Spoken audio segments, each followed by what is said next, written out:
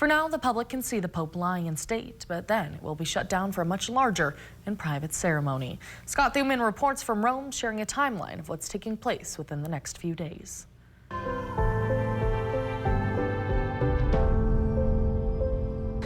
I'm Scott Thuman in Rome outside the Vatican, and you can see right now these massive crowds, throngs of people coming here for this solemn occasion.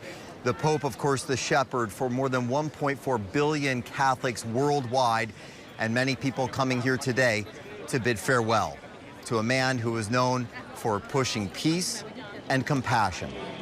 From Santa Marta, a solemn procession moves slowly towards St. Peter's Basilica through the crowds gathered here at St. Peter's Square. Cardinals draped in red, archbishops and bishops wearing magenta, priests in black, surrounded by the faithful voices lifted in Latin chant. And in those chants, you hear they're reciting parts of the biblical book of Psalms and calling upon the saints as they accompanied Pope Francis one last time through Vatican grounds. Now, inside St. Peter's Basilica, beneath Michelangelo's dome, the Pope lying in state for 3 days. Tens of thousands will come here, filing past his simple coffin to pray, to weep, and to say goodbye to a beloved pontiff. On Friday, 8 p.m. local time, here in the Basilica, the coffin will be closed in a moment of sacred finality.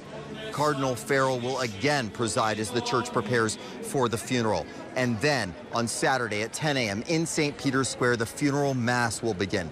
Before the gathered faithful, heads of state, including President Trump, and religious leaders from across the globe, the church will offer its final prayers. Bells will toll, incense will rise, and the life of Pope Francis will be celebrated with that full beauty and solemnity of Catholic tradition.